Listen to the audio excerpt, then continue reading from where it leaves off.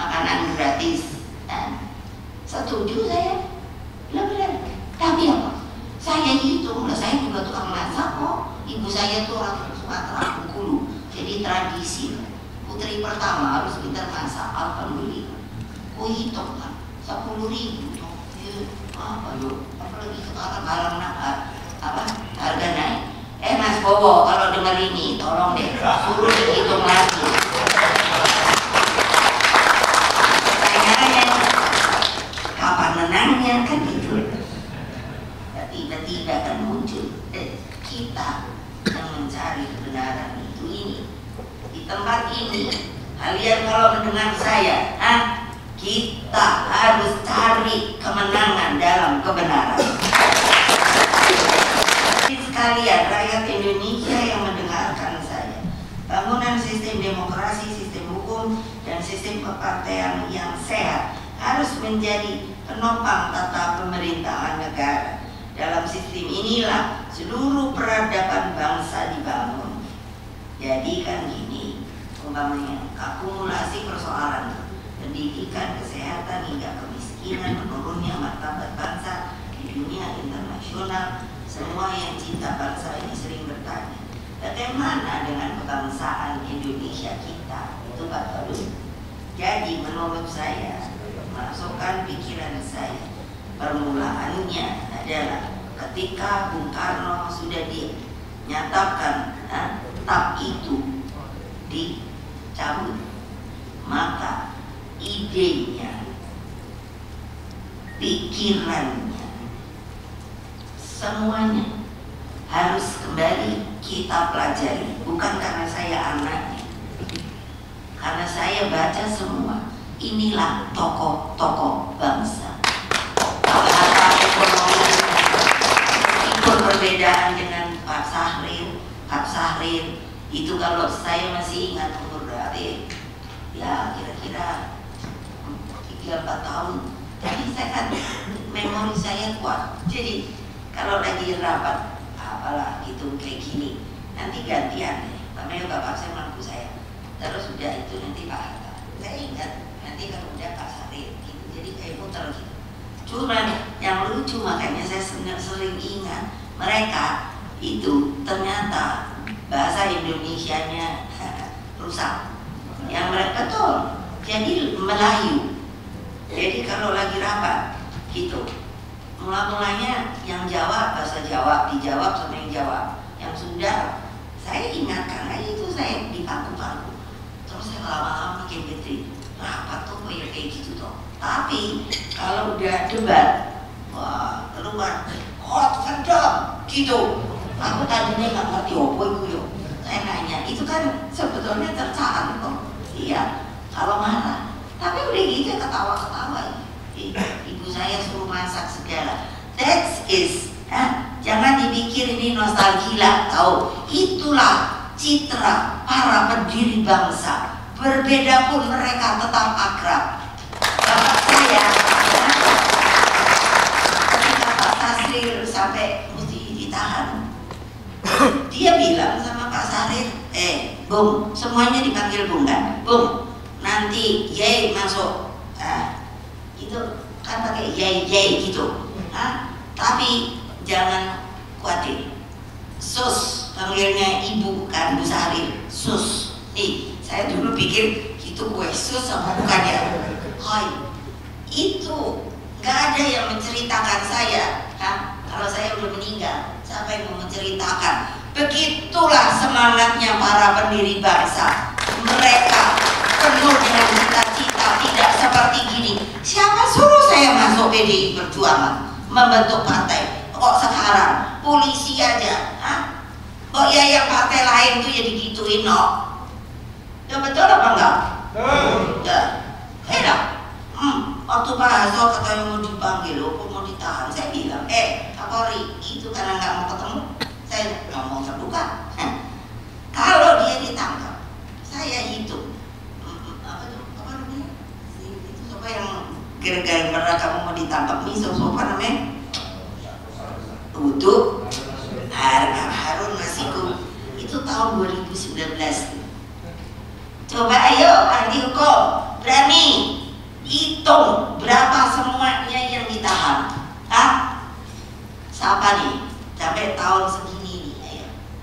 semuanya diblok, diblok, diblok, diblok. So, what do you do?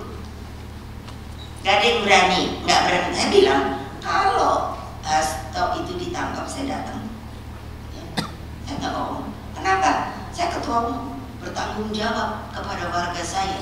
Dia adalah sekjen saya. Sepindah.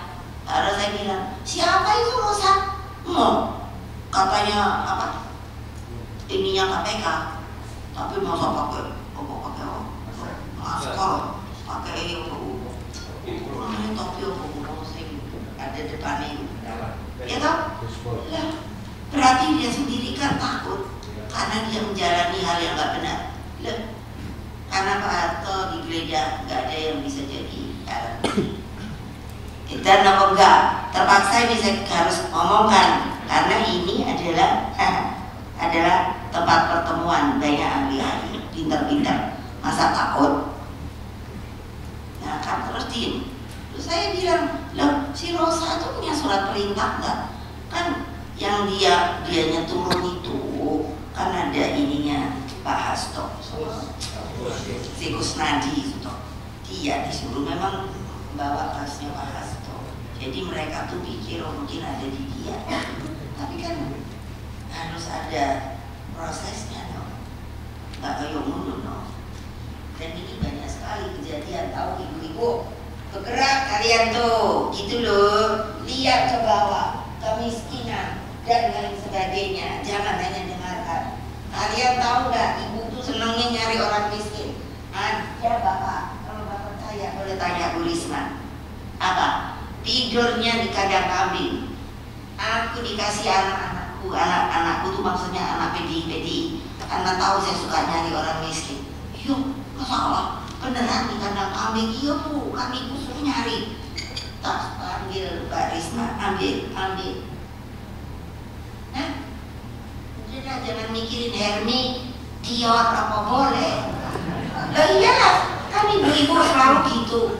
Kalau ditanya saya punya Dior, punya. Nanti terus, ibu Mega hidupnya apa namanya itu?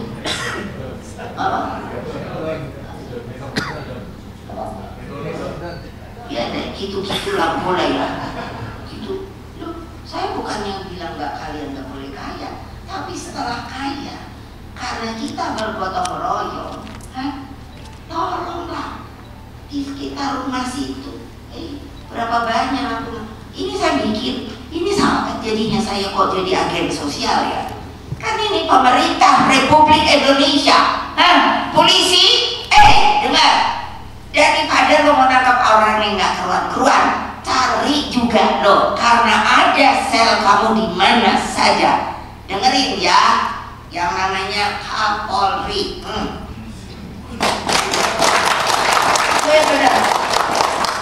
Kolong jembatan ada orang, saya hanya lihat karena mata saya itu kan saya lihat apa di jalan, saya suruh berhenti. Kamu punya duit nggak? Sama ajudan, siap bukan? Itu ada orang, dia pakai kereta roda. Jadi coba tanya di mana dia tinggal, siapa dia? Aku pikir apa namanya disabilitas. Terus ternyata apa? Dia adalah tukang manen. Terus ditanya atau tinggal di mana? Ini dekat kolong jembatan ada yang layang ini tuh apa? Bukan itu, ini layang apa? Jalan layang. Di bawahnya kan itu. Aku bilang, gile, ini di Menteng loh. Aku suruh aku. Bukan saya mau cari nama, no, itu kemanusiaan saya.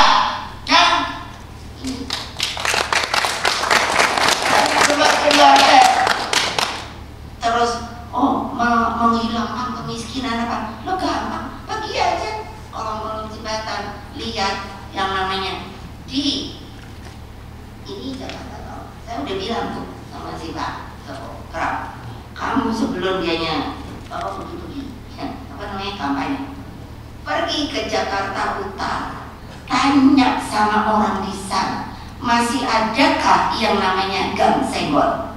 Artinya saya pernah ke sana, ternyata masih ada. Sampai mereka bilang, ini salah Bu Mega ya, kok tahu Gang Senggol?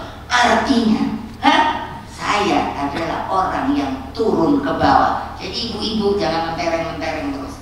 Mentereng boleh, tapi ya itu turun. Lihat manusia Indonesia yang masih perlu, katanya mau kasih makanan gratis. Setuju saya, benar-benar. Tapi apa? Saya hitung, saya juga tukang masak kok. Ibu saya tuh orang Sumatera, Bengkulu. Jadi tradisi putri pertama harus pintar masak. Alhamdulillah. Ku hitung kan 10.000 tuh. Apa yuk? Apalagi sekarang harga naik. Mas Bowo kalau dengar ini tolong deh suruh dihitung lagi. Tuh, tepuk tangan dong ibu-ibu.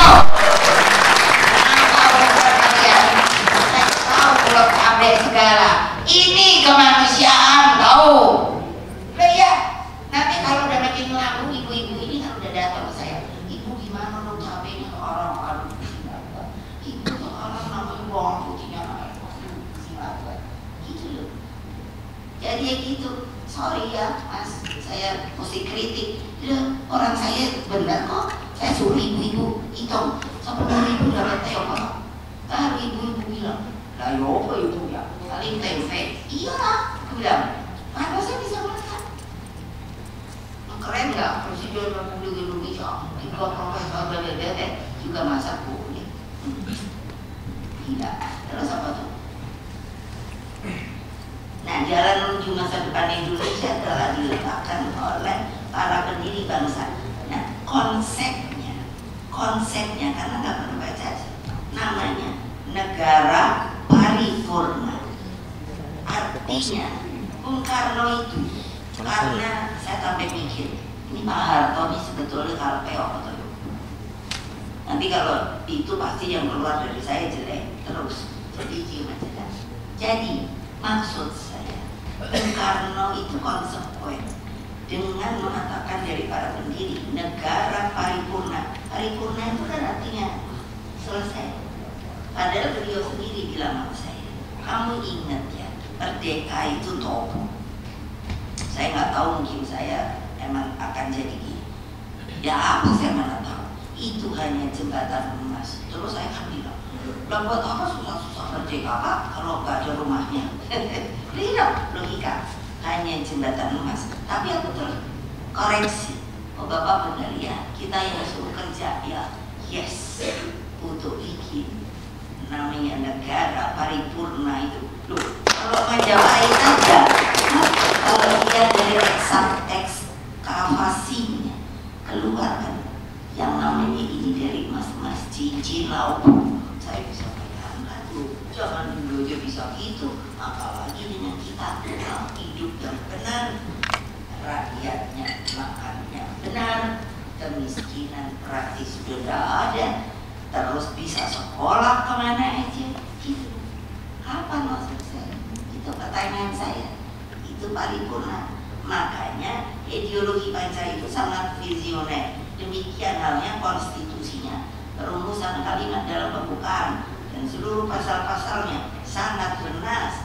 Desain masa depan Indonesia telah dinyatakan dulu. Ada orang supaya lihat fisik, namanya gedung pola, sebagai cerminan konsepsi pola pembangunan semesta dan berencana. Bayangkan, Bung Karno itu memang visioner. Makanya saya pikir, mengapa dia menjatuhkan Pak Harto, Bung Karno? Sampai dibuat begitu. Siapa di belakang dia?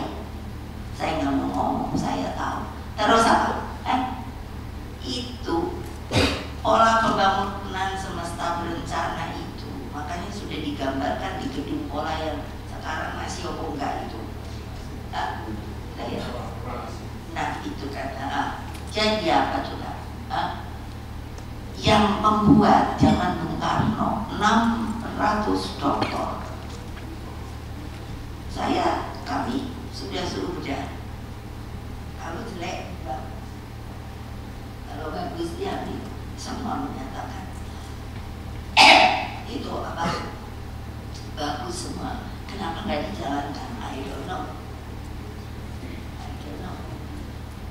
Sampai sekarang ya pucuk-pucuk